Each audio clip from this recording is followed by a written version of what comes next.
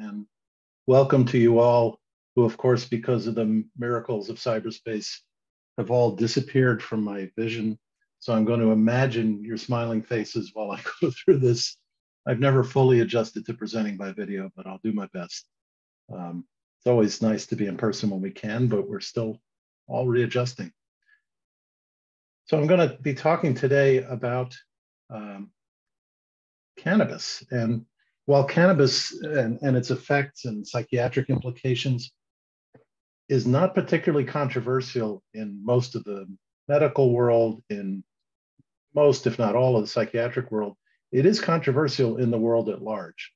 And I think that may be part of what Michael was referring to when he said some of what I talk about might be provocative. So let me get my slides up on the screen.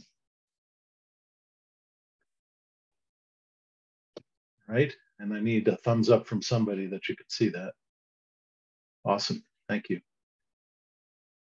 So the title is Not Your Baby Boomer's Cannabis, which is really intended to denote that what's available now, and it's of course not only the plant, but the derivatives and the extracts and the vaping and all the different forms, is not the same as what was around when people like me were coming of age in the 60s, 70s, some into the 80s. It's changed a lot. The implications clinically are different because of that. And in the meantime, it's become legal in many states, including Illinois. But that does not necessarily mean it's safe. So, of course, this is the cover of a book, and it's intended to help people grow marijuana.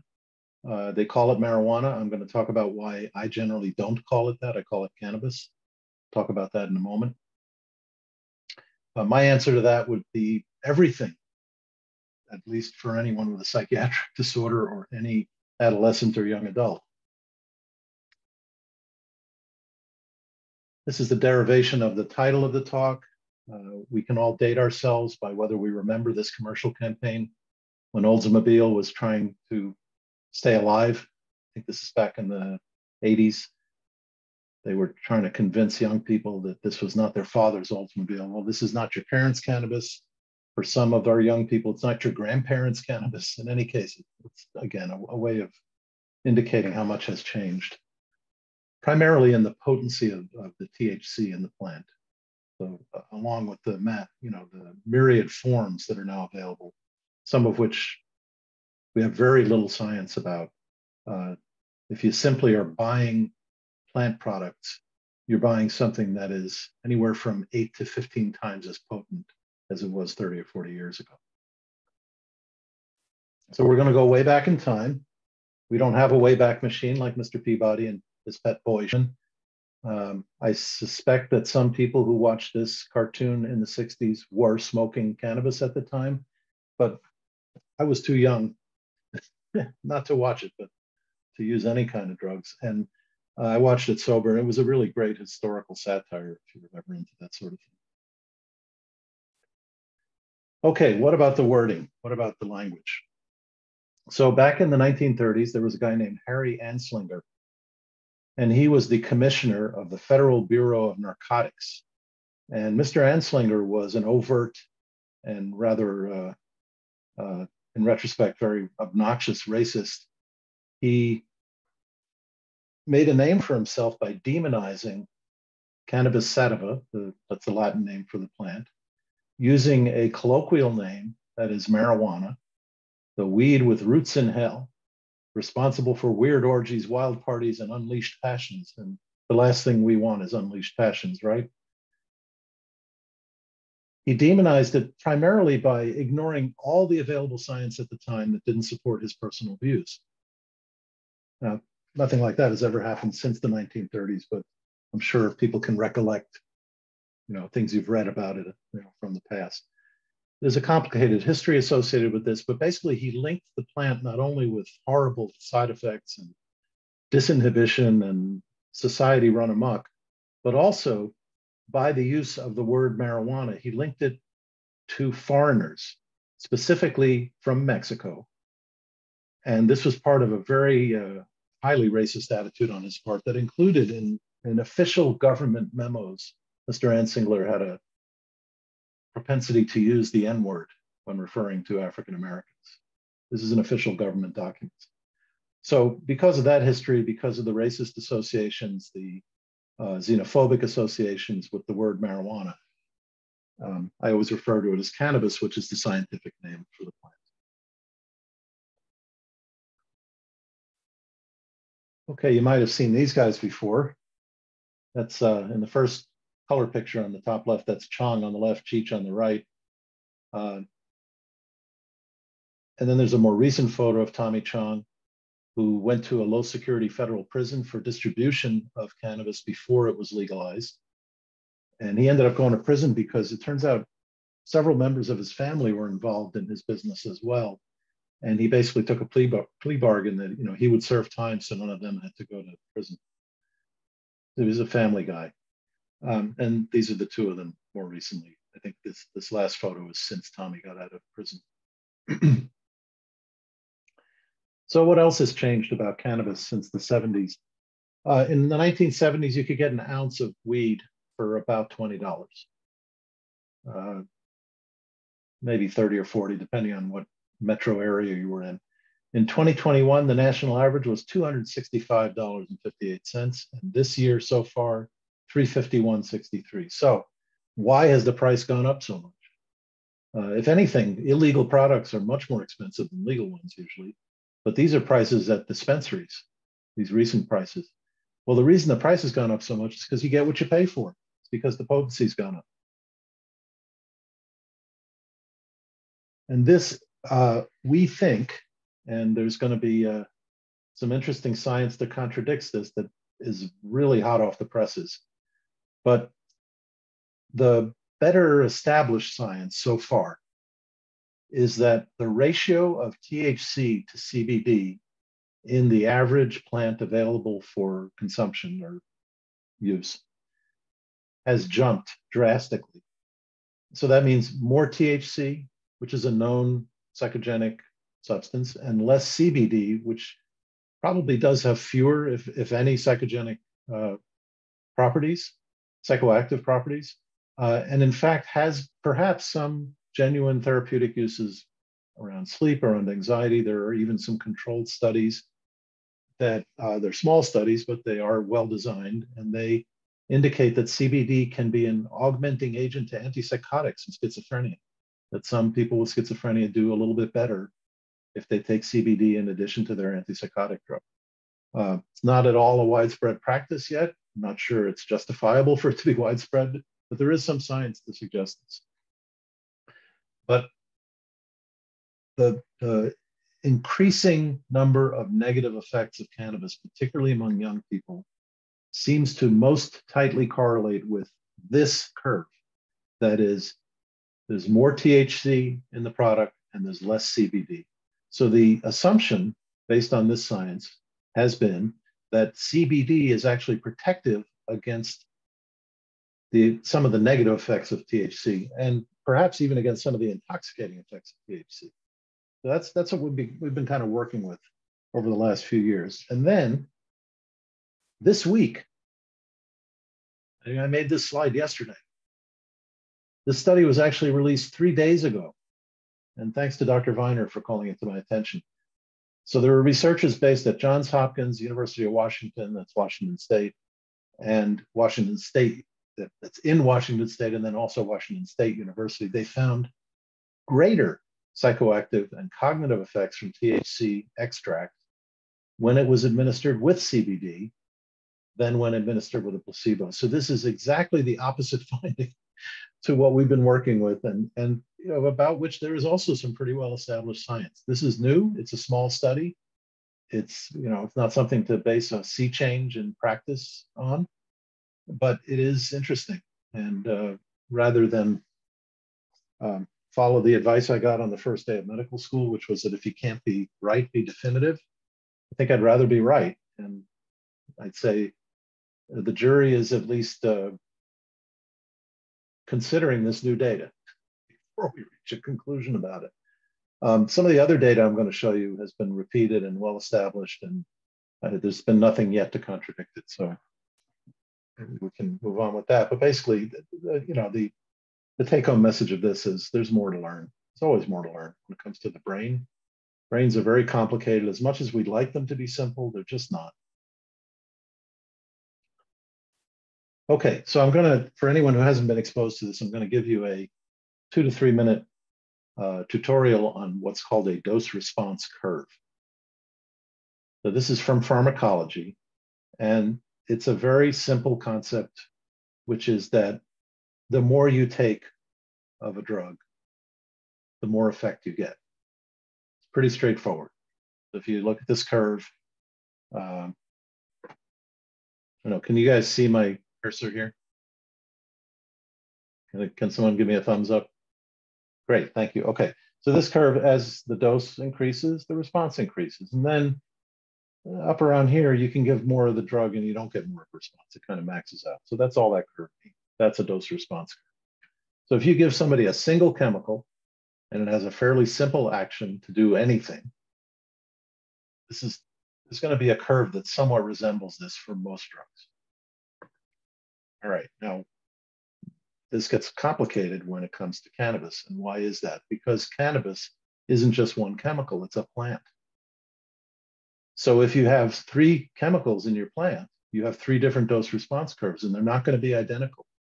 It may take more milligrams to get a response from substance Z, fewer to get a response from substance Y. Substance Y seems to max out at a lower dose than substances X or Z. Substance Z doesn't get much response at all until it's at a much higher dose than X or Y, and so forth. There are differences between these dose response curves. So if anything you're using to achieve some kind of psychoactive effect has multiple chemicals, contains multiple chemicals, it's going to have as many dose response curves as it has chemicals. Well, what about cannabis? So here's the plant, and here are 6 substances that are known to be in the plant, and they're all called cannabinoids because they come from cannabis. So here are these 6 cannabinoids, and there's been some research on all of these. There's cannabinol, cannabichromine, cannabidiol, tetrahydrocannabinol. This is the best known one, THC. I talked a little bit about CBD earlier. And cannabigerol and tetrahydrocannabivarin. All right, so those are the 6 substances in cannabis, right? Not right. Here are some other compounds found in cannabis sativa. Let's see, we've got 1, 2, 3, 4, 5, 6, 7. So there's 7 plus those 6. Now we're up to 13. But there are more. So there's another 10 or 12 here. So maybe we're in the mid-20s now. And then here's some more, another 10 or 15, the 30s or 40s. Oh, there's more. We've got choline and muscarine. This can interact with your acetylcholine receptors. Those are the same receptors that are implicated in Alzheimer's disease. And so on and so on and so on. And this is from The Botany and Chemistry of Hallucinogens, which is a book about hallucinogens. And do we generally think of cannabis as a hallucinogen? No, we don't generally. But if you take enough of it, and if you're vulnerable, it becomes one. It has a different dose response curve for different chemicals, and it has a different dose response curve in different people. And we don't know who those people are going to be before they start using it. So this list is actually a few years old. One of the phenomena that we know in research is that things that get studied, they get studied more if there's money available to fund the research and if there's interest in it among scientists. So the interest alone is not usually enough. There has to be funding. And there is not enough research money to look into all, and the total number actually is around 100 to 110 potentially psychoactive chemicals in this plant. So most of them have not been studied either at all or very much. So I've been leading up to, so why should we be worried about it? I mean, it's not addictive, right? It doesn't cause any mental illness, does it? I guess this is the provocative part too, Michael. Okay, here's another study. This one is about psychotic illness And what happens among people with psychotic illness in the first 2 years after the onset of their psychosis, depending on whether they use cannabis or don't, or how much. And this is measuring the time till their next hospitalization.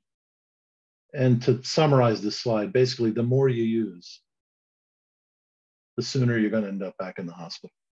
The sooner your psychotic symptoms are going to recur, and the sooner you're going to be hospitalized again. And there's other data that tells us that you're going to be hospitalized more times, and people who go back to using just go back to getting hospitalized. So there's a correlation between, given what it takes to get hospitalized now, you really can't get into a hospital as a psychotic person just by being psychotic. You have to be psychotic and not functioning, or psychotic and suicidal, or psychotic and unable to care for yourself, or violent or homicidal.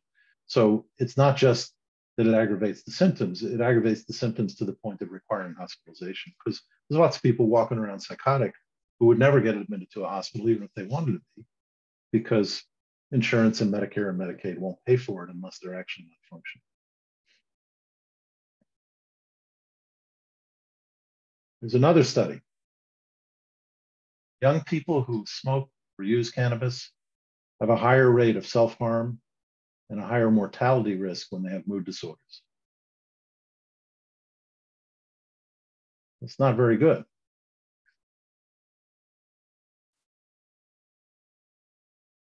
This one is very interesting.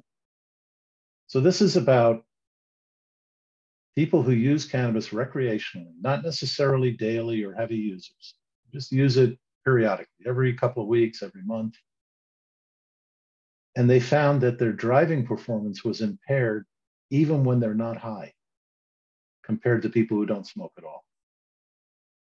So the effects, we know that cannabis affects cognition. Certainly when you're high, you don't think as clearly as when you're not. But they also found when they put these people in a driving simulator, they didn't perform as well. They were not intoxicated during this testing. So this was not in the first few hours or the first half day after they used.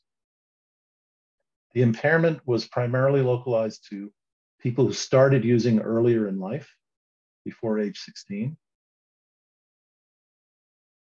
The earlier age was associated with greater impairment.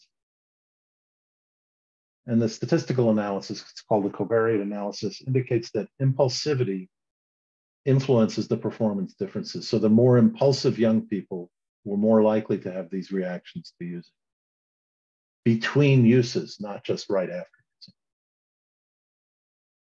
This is not a simple or totally benign drug. So here's a couple other studies.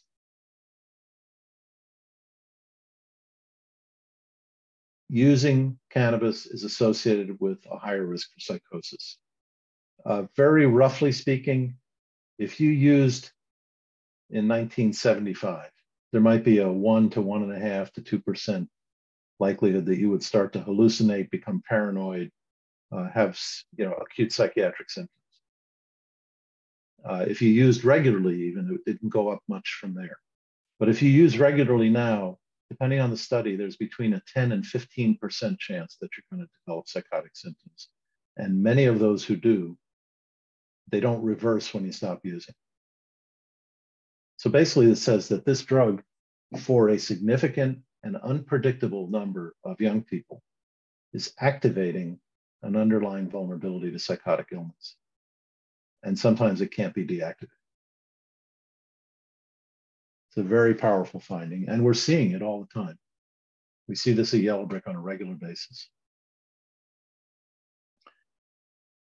There is a dose-response relationship, so that dose-response curve means the more you use, the higher the risk of later psychosis, the higher potency cannabis and the synthetic cannabinoids. So there are chemicals, and there's even one FDA-approved drug that is a synthetic THC. They carry the greatest risk. People who abuse that drug or other synthetic cannabinoids have a higher risk. It definitely affects cognition in a negative way. And all of these effects are magnified if you start earlier. If you start in your teens, you're much more likely to have this kind of outcome than if you start in your 30s. Excuse me. So what about addiction? Is cannabis addictive? Well, anyone who's worked in the clinical world has been exposed to addiction and to a whole range of theories and data about what predicts who's going to become addicted. So genetics, family history, we know if you have a family history of addiction, you're somewhat more likely to be vulnerable to addiction with anything. There's some substance-specific trends about that, and then there are some that are just a trend toward addiction of some kind. What about weak character? People don't talk about that much anymore. It's not a leading focus of research. But if you go to a 12-step meeting, they talk about it all the time.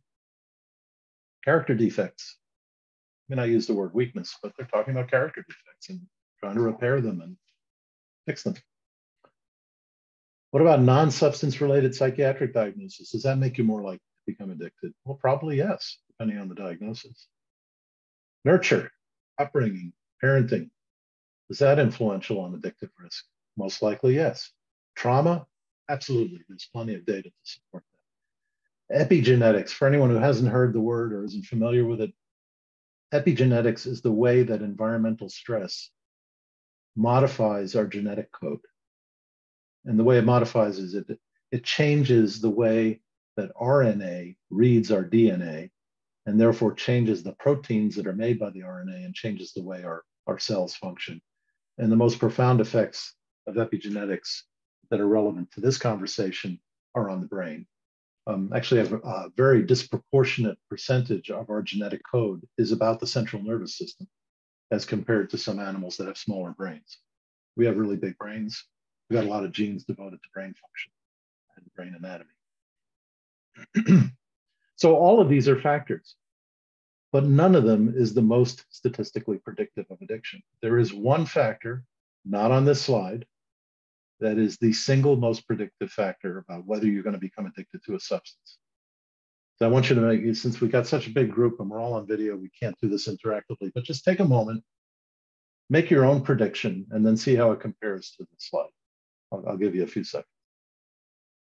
What's the thing that by itself is more predictive of the risk of addiction than anything else? And it's not something on this slide.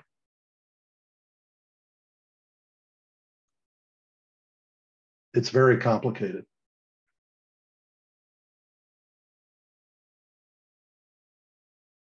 The more you use, the more likely you are to become addicted. That's it. The best data on this is about alcohol, but there's data about this about a number of different substances. And it's just because of the way our brains are set up and because we actually have a reward system in our brains that has evolved over millions of years. We share it with many other animals, with most other animals, in fact, certainly with all primates. And all beliefs aside, this is the most powerful predictor.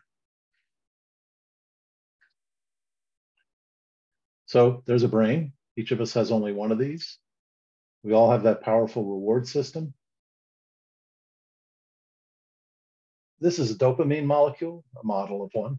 And why is it so important? Well, we use dopamine as a signaler of gratification. And it's the main chemical messenger about feeling rewarded, feeling, oh, that's good. That feeling means more dopamine. It's been around for a long time. And why would it evolve? What purpose can that serve? Well, how does an organism know what's in its best interest? Well, partly how you know what's in your best interest is what feels good. Put an asterisk after that because we know in addiction that's not true. But you can begin to think about why it turns out that way, because if you only base it on what feels good, it can go haywire. And if you have a really big brain, you can rationalize all sorts of things where some other animals don't have quite as much capacity for that as we do. How about remembering what feels good and how to replicate it? So like, for instance, something very basic. If it didn't feel good to have sex, our species would have gone away a long time ago. If it didn't feel good to eat and fulfill your appetite, we would have died off. So that, you have to remember, when I eat, it feels good. I'm going to go try to eat again, and so forth. How about suppression of the threat? That should say suppression of the threat response, not suppression of suppression. In an inherently threatening environment, how do you tell what's good for you and what's threatening? Well, the things that are good for you tend to be more rewarding. They have a sensation associated with them. And the things that are threatening activate a different system in your brain. That's the one that gets you to fly or fight or hide, put your head in the sand. Actually, if you really put your head in the sand, that wouldn't work out well for your species either, and ostriches don't really do that. Okay, and then as we get bigger brains later in evolution, we develop this cortex, and the cortex has the problem-solving function. How am I going to figure out how to find this fitness-enhancing experience in the future? What am I going to have to do to construct these experiences going forward? You know, how do I get to the food before the lion does so I don't become the food? So those are all reasons to have a reward system. It's adaptive. So here's another different kind of chemical model. This is a chemical model of the dopamine 2 receptor. There's at least 3 different types of dopamine receptors.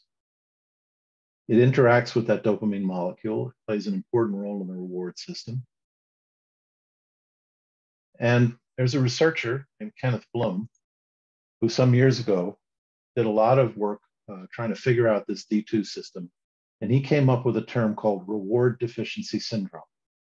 And what that really amounts to is that there are people, and it seems to be a genetic subgroup of humans, for whom it takes a lot more dopamine activation to get that rewarding feeling. They have either insensitive receptors or not enough dopamine or a combination of the two.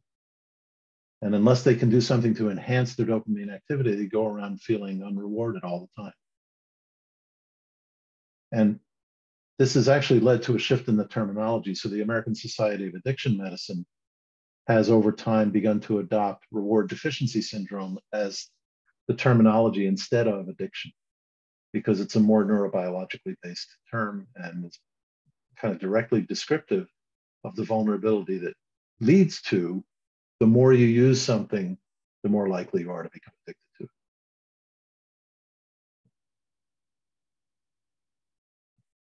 Okay, so I'll end with some food for thought. I'm going to show you the eeriest fortune I've ever seen come out of a cookie. And sometimes you have to read something at least twice before you can see its actual meaning. So this is an actual fortune that we got. We were out to dinner one night, and my son got this fortune, and he picked it up and showed it to us, and he said, "This is really creepy. What do they think is going to happen to me?" But I take a different message from it. We all got a laugh out of that. I think that the message of this fortune is in how you read it. It's that you got to think critically when you're learning. You have to think critically about information, and you have to think critically when your goal is to help other people. And I'll pause there and happy to take questions. Thank you very much.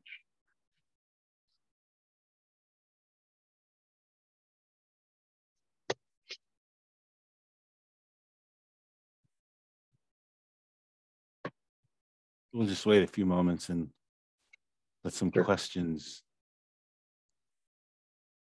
forward. I have a question. Okay. Yes. So, I don't want to sound like Fraser Crane, but I'm listening. okay.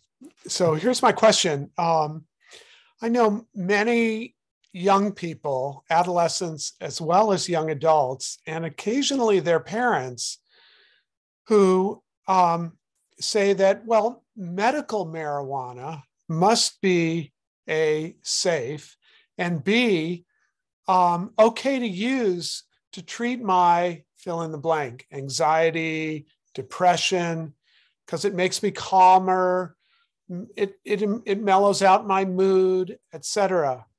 So I'd love to hear your thoughts about how best to enlighten people who, talk about their cannabis use as medically supported, number one, and number two, having these apparently therapeutic effects? Right. Well, it's a really tough argument, because it's hard to argue with results, right? If somebody uses a drug and says it helps me and I don't notice anything negative about it, so what's the problem? Plus, a doctor agrees. A doctor said I should use this, and that it's better than other treatments. It's strongly implied, if not explicit, that when someone prescribes something, they're not just telling you it's a good idea, they're telling you it's better than other ideas. And if the goal is simply to feel better, then everything they said about the cannabis is true. It makes them feel better. It will make people less anxious, most people, most of the time, unless you happen to be unlucky and be one of those 10 or 15% who's going to get psychotic from it. Psychosis does not make you less anxious. That's pretty much guaranteed. If you use it very heavily, if you use it beyond what your doctor suggested, there are other kinds of complications. There's a cannabis intoxication. People can get very sick from it. But I think the more crucial question is, what is the goal of treatment, and are there no other better treatments? And the goal of the most effective treatment, and I am, as we are at Yellowbrick, pretty ambitious about this, is to change something about the platform from which people are operating. And actually, any drug that only soothes anxiety, that only calms you down, actually circumvents platform change. It circumvents internal change, because it takes away opportunities to build resilience in the face of anxiety. Now, I'm not suggesting everyone should just be terribly anxious, and never get any relief from it, and that's the only proper treatment. I don't mean that at all. But there are a lot simpler drugs for the vast majority of people that have far fewer potential complications, and that actually are a single chemical. It's a lot easier to track their effects than cannabis. And I'm especially saying this about young people, about teens and young adults. The data on older adults is not as compellingly frightening. And there's less of it, which is a little bit problematic. Less data, that is. But when your brain is still growing and changing, that the ages from about 17 to around 30 are the second most active times for neuroplastic change in the brain after the first 3 years of life. So when your brain is rewiring itself every night really actively, compared to me or Bryn or Michael, sorry guys, but we all know it. You lose all kinds of opportunities, and your brain now starts to get wired to, oh, I like this drug, instead of to, what else can I do to make my life better, then take this drug. Plus it has all these other risks. So it's a complicated conversation. It's hard to persuade people that sometimes it's better not to just feel better.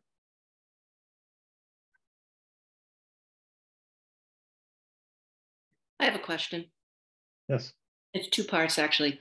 I have a client, male, 35, who's been using cannabis daily since he was 16. So somehow he managed to get through college, demotivated, depressed a lot, but is in such a cycle of usage that he can't imagine his life without it. What kind of treatment would you suggest? I don't know that much about Yellowbrick's treatment overview. Would you do 12-step or try to introduce, some type of protocol, or, people coming off heroin take methadone? Would you have a substitute with that? That's part number one, is treatment options. Number two, he and his wife are actually talking about children. What's aside from the, oh my God, how would that work? Isn't there a fertility piece around excessive use of cannabis? I'm not aware of data on that, but that doesn't mean there isn't. I'm not, I wish I were better informed to be able to answer that part of the question. There's certainly an effect on capacity to be a parent. No kidding. Which is a little more complicated than conceiving a child, as we all know. But which might be the bigger question to be asking.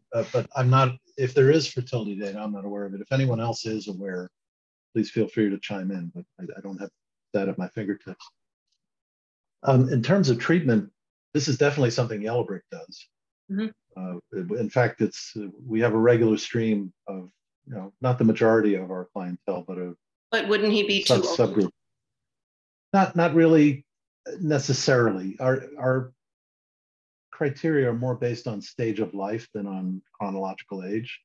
So to the extent someone hasn't fully launched, and this is someone who has partially, he's married, that's something a lot of patients come to Yellowbrick. His wife is an active user too. Yeah. Right, and she might not agree that he's launched, for all I know, but it's more about, have you achieved the developmental milestones of emerging adulthood? Right. And this sounds like someone who may not have. No. And so we have someone now in their late 30s. We've had people around 40. Typically they're under 30, between 18 and 30, but it's not absolute, and we don't base it simply on chronological age. So send them to you. By all means, we welcome, or at least to do an assessment and see if it's, And then what's your approach? Multimodal? Our approach is multimodal. It's neurobiologically informed, intensive psychotherapy, and direct neurobiological interventions, including things like TMS, transcranial magnetic stimulation, neurofeedback. We do skills-based treatments as well, but we're at the same time doing intensive neurobiologically informed, psychoanalytically oriented, enactment-based psychotherapy. Does the person have just to say it succinctly? Yeah, really. Do they have to abstain, or do you titrate them down? It's very difficult to taper off cannabis. Yeah. I know people who've done it. It's really hard either way when you've been using daily for 10 years, but it's probably a little easier in the long run to stop cold. We ask people to be sober at Yellowbrick. We do not require perfect adherence to that, and we have a whole system of how we understand and interact about when people violate those agreements within a therapeutic community. It's a very intensive experience, and we have someone now who's having tremendous success with a very similar problem. Really? So, no, nobody can guarantee success. Follow up. I don't want to. Want to take up all your time. But it does speak to, and more broadly than your patient's needs, it speaks to, just what kind of intensity it requires to disrupt a decade-long addiction, really of any kind. But cannabis can be very insidious, and there's no question that it's addictive. That to the extent that people still have a question about that, they're not paying full attention to the available data. Thank you. Thanks for that question. And on the invite that came through Constant Contact, there's an email address if you want to follow up with a question, and that will get to the team.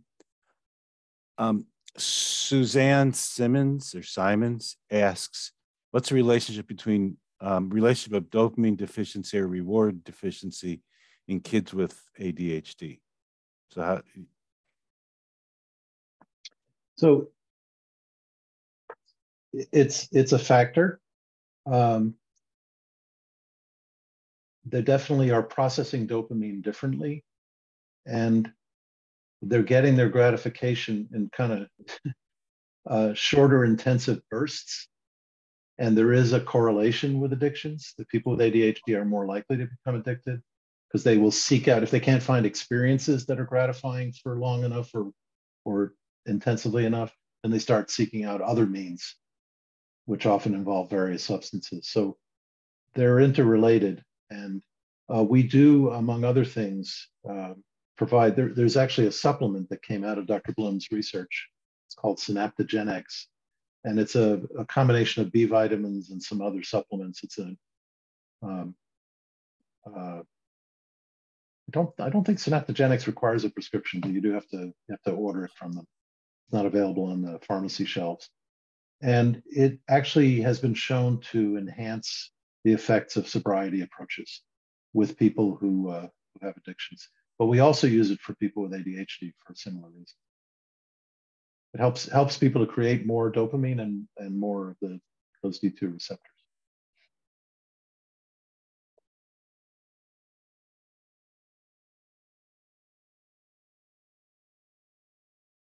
Somebody told me not long ago, it was a friend who's actually the son of a very close friend who has ADHD. He said, the worst problem I have with having ADHD is that I'm always letting people down.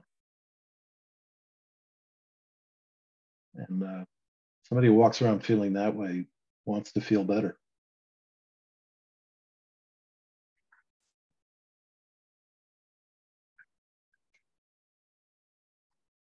So I'm going to see if I can see the chat myself. I would also like to ask a question on a case after you're done with them. Okay. See, there's one from, do you see the one from Bill? Yeah, I'm reading it right now. Okay. So the question is, you mentioned weak character and addiction. Can you expand on that? So I'm gonna organize it around what I know about. I'm not a member, but I've had a lot of exposure to 12-step, and they talk about character defects. You know, there's a range of personality function, and there used to be this categorical idea that you either had a personality disorder or you had an axis 1 disorder. And we don't ignore categorical diagnosis at Yellow Brick, but it's not the driving force behind our interventions because it's so artificial. It's got useful information that can help predict certain kind of treatment responses, but this distinction between personality disorder and dysfunctional traits is more of a spectrum than a distinction. So to the extent that people have coping styles that include resorting to substances, difficulty with building resilience, difficulty tolerating discomfort and turning to substances because they create more comfort instantly or counteract some dysregulated state instantly. I think that's the kind of thing that people in 12-step are referring to when they talk about character defects.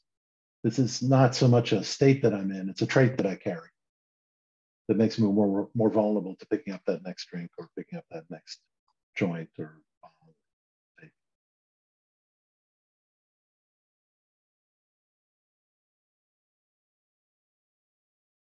Someone said they had a case question. I do. I don't know if you can hear me. Yeah, we can hear you. Okay. I can hear you. Yes. Great. I have a 18-year-old client. She just turned 18 a few weeks ago, actually. She's been using cannabis daily, probably like multiple times throughout the day for years. So she was a very young user when she started. She's had severe depression. She's gone through intensive DBT programs, partial hospitalization programs for self-harming behavior, suicidal ideation.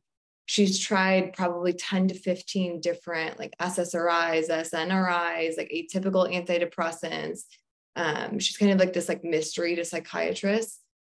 She's the only thing that seems to be effective for her.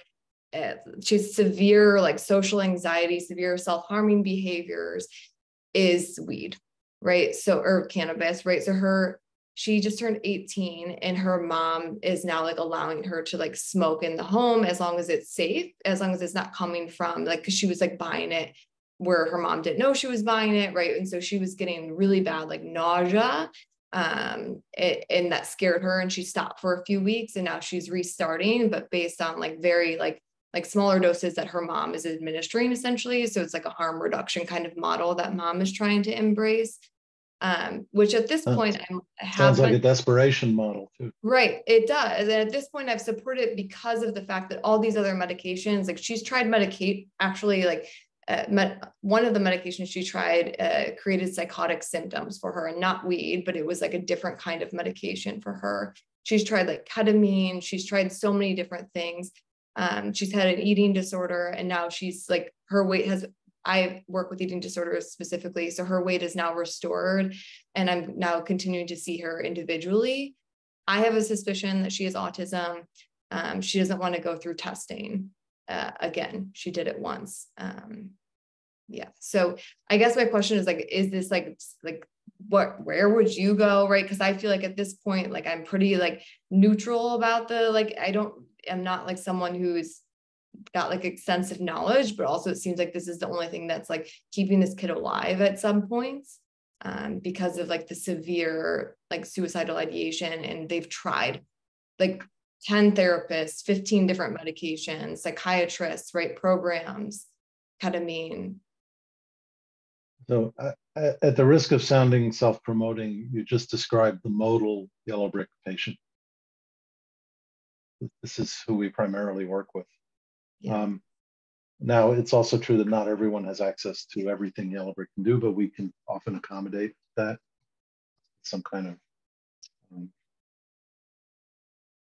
package of some of the things that we offer.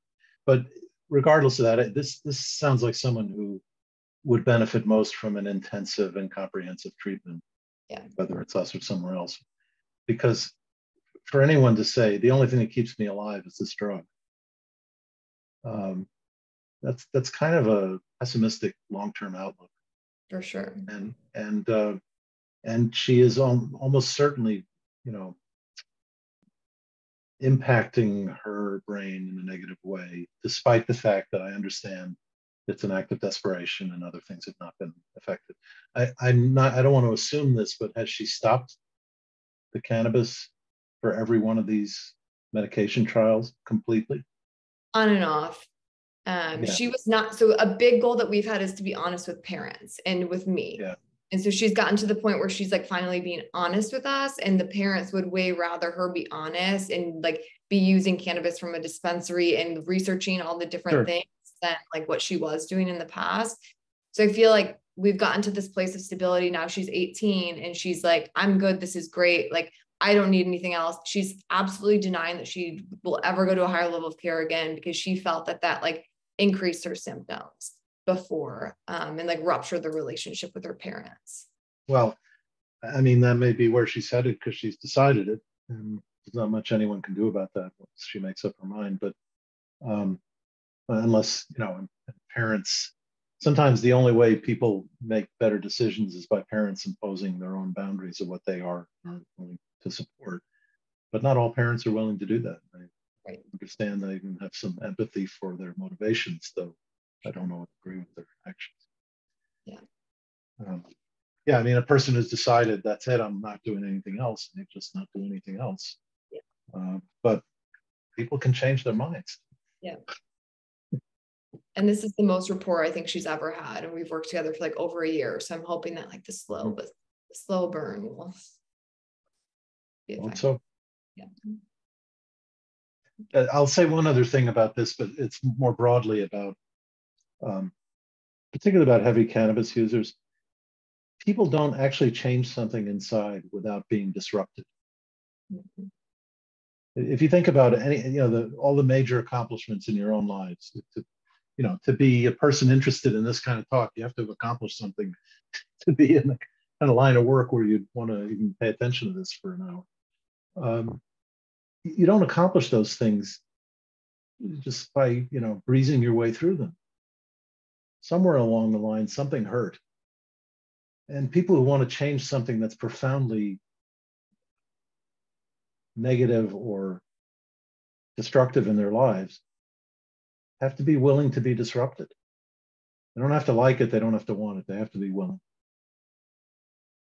And without that disruption, nothing fundamental changes. It's how our brains change. It's why neuroplastic change takes place. Not all disruption is at the level that we're consciously aware of it, but significant change always is.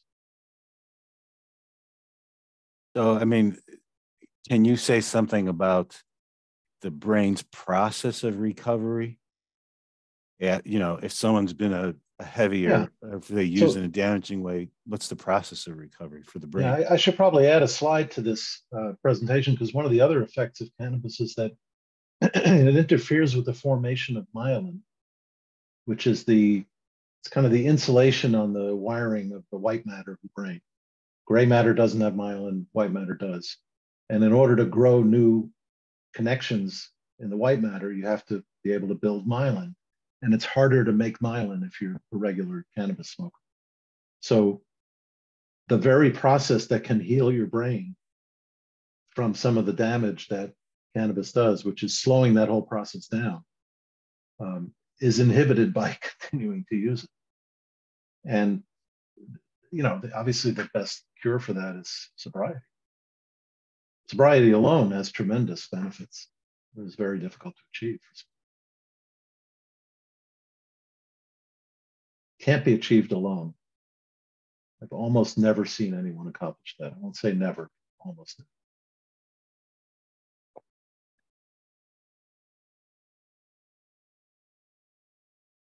So there's been two posts to the chat. One is Carol Moss posted a link to an article about fertility and cannabis. So that's, everyone should be able to see that. So if you just click on it, it should take you to the link. And then also Cheryl Berg asked, and I can type it out, but the name of the supplement, I think Synaptogenix, is that? Yeah, yeah, I'll put it in the chat.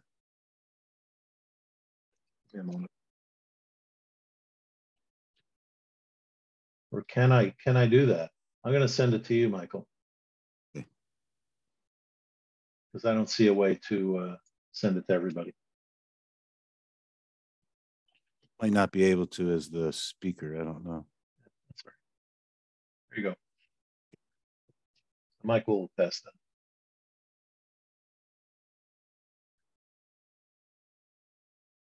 I think they have some supposedly new and improved version of it now at the same company, but I'm not familiar with the name. But the data that we've based these recommendations on is on Synaptogenix.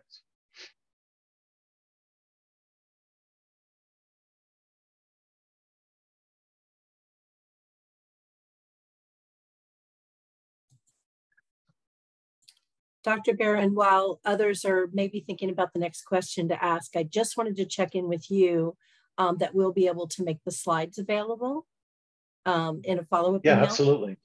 Okay, yes. Great. Yeah, actually, Tracy, who would be the contact to get that would those? be me. Yeah. Yes.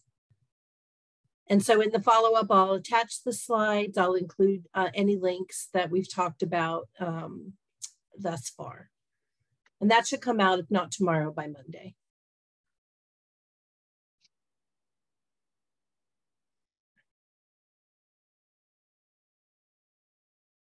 What can you Thought I saw someone speaking, but they were muted, but I can't tell now.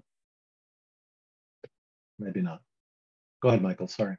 Yeah, can you say something about, I'm not even sure if I'm framing this correctly, about how cannabis might impact how different parts of the brain talk to each other, like the limbic system and the cognitive functioning, or the prefrontal cortex? Been around Yellow Brick too long, sorry. No such thing. Think of a useful way to respond to it. It's a great question. You're challenging me. Okay, so the reason people like cannabis, generally speaking, is because it's a pleasant, soothed, calm state that's a little bit disconnected from all the difficulties of your day-to-day life. You know, anyone who's been high, smoking cannabis, has some idea of what this feels like. It's not quite fully there, and reactions you might have, other than, you know, when it was illegal about getting caught, reactions you might have about threats are muted. So the threat reactions come out of your limbic system and your amygdala. That's the kind of automatic, fastest acting part of the brain that gets you to do stuff before you even know you're doing it, because it's life or death. Well, that all gets kind of muted and dampened by cannabis. At the same time, so does your cognitive system. So if your cognitive system is generally going to be responsible for deciding whether that threat response is one you should pay attention to, or keep paying attention to. So it's not going to work so well either. So the communication between them is dampened because everything is dampened.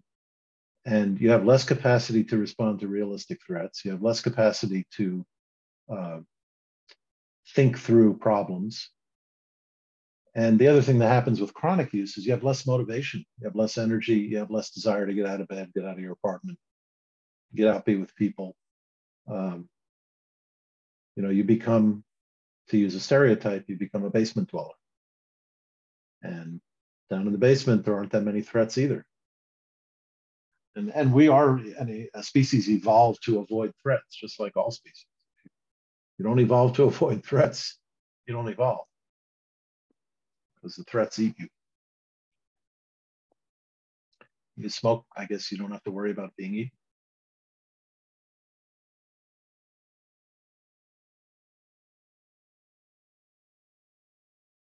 Sheila Neeson asks, with the higher potency cannabis, what might be the lingering effects after the use?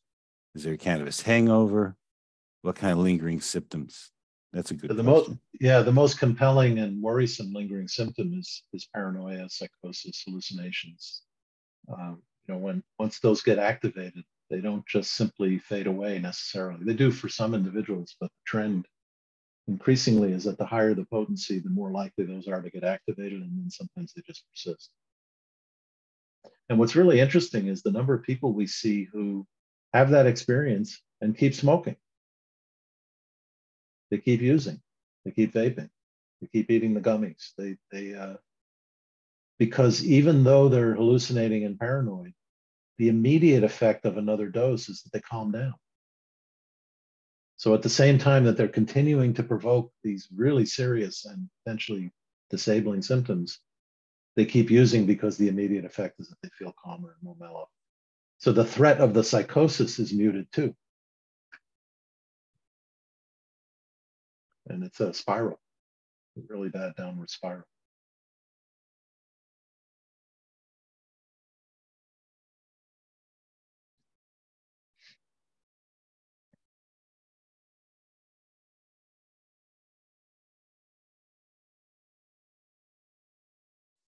You just saw that chat question. I think so. Research as yet on negative interactions between, it went away. Between cannabis and common psychiatric medications like SSRIs. So many patients mix them. Yes, it's a problem. That's another area where I imagine there have been some studies. I haven't seen any lately, and they are difficult to do. Well, first of all, you can't really do a controlled study very easily on something that you think intrinsically is going to be harmful, because you can't, it's hard to get a research committee to approve a study like that. But there might be some experiential studies, just kind of surveying people who are doing this already. And I don't know the results of them. I know that anecdotally, it's rarely anything good. I've never seen it be anything good.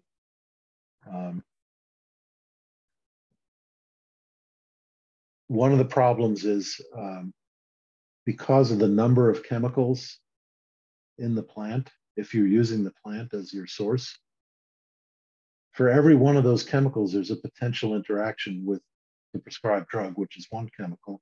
And some of those interactions may involve, although THC itself is not metabolized by the same liver enzyme system as most psychiatric meds, which is the cytochrome P450 system, there may be other chemicals in the plant that are, and then they end up competing for that metabolism.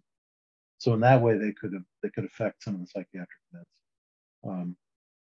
And it's complicated. It can end up with a higher level of the med than you inspected, or a lower level, or interfering with the effects of the med, because it's so complicated and has so many chemicals in the plant, it's difficult to study. I recommend against it, in case that wasn't clear. But it happens all the time, unfortunately. What would you say about, what you're talking about with respect to adolescents and emerging adults who are otherwise functioning adequately, seemingly, and aren't and using, say not heavily, but in using with this more potent cannabis? It's hard to be convincing if you're speaking to someone in that circumstance. The straight A student who gets high on the weekend, and has friends and gets along with their parents, and I'm sure those people exist somewhere. I would still advise them against doing it, but it's hard to have much traction in that conversation. I think that the biggest risk is that we know there is a significant subgroup of young people who are highly at risk for becoming psychotic. That includes schizophrenia, bipolar disorder, schizoaffective disorder. All three can be activated. They're all variants really on the same thing, but all three of those can be activated by cannabis. And we have zero information on who are those 10 or 15% before they start using. We have no way to predict that. So, you're rolling the dice. If you're 16 years old and you start using, even if you're informed about that, you can't be informed about your own risk.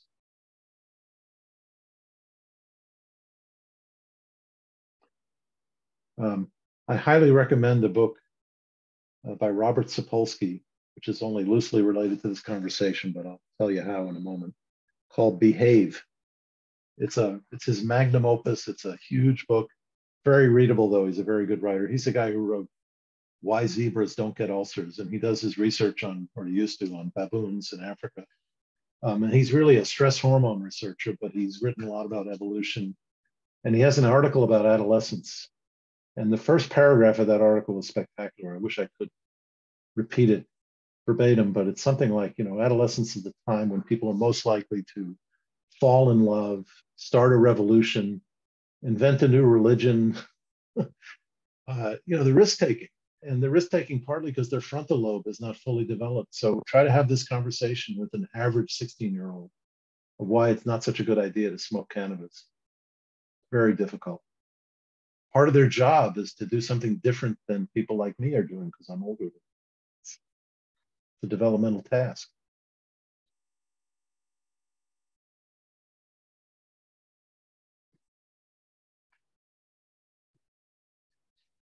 Have there been any studies comparing rates of mental illness in young adults in states where cannabis is legal with those that it is not?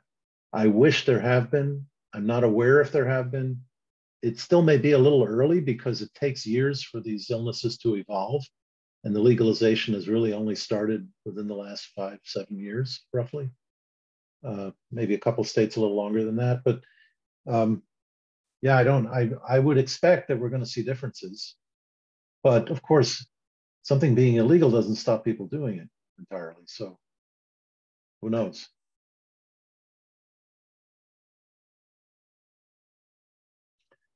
The DEA meeting, I suggested doctors be drug tested. It was met with awkward comments and no supportive thoughts. What do you think? Sure. Give me the cup.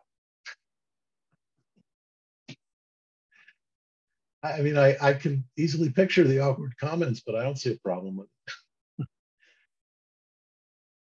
Yeah, I think it's contextual. If you think there's a risk, and that you think that there's a risk of impairment and you're running a system where that's occurring, by all means. There's no reason we shouldn't hold ourselves to the same standards we're preaching.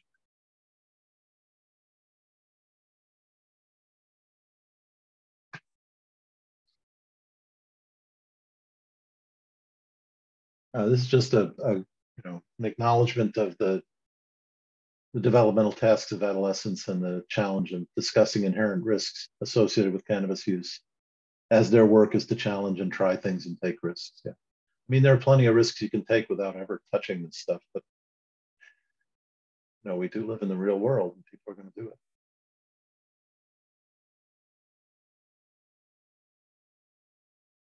If anyone ever figures out how to strike the perfect balance of risk and limits with an adolescent as a parent, please write a book about it.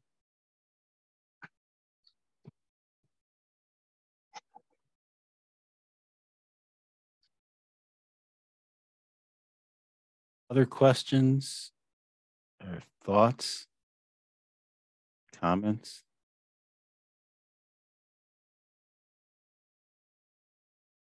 I really appreciate how active a conversation this has been, even though there've been a few moments of silence. I just want to recognize it's so much more challenging to actually try to have a conversation with this many people by video. So thank you for being an engaging group. Despite that challenge, I really appreciate it. It makes my job much more gratifying and gives me a little dopamine rush. So it's terrific. Now you don't have to go smoke.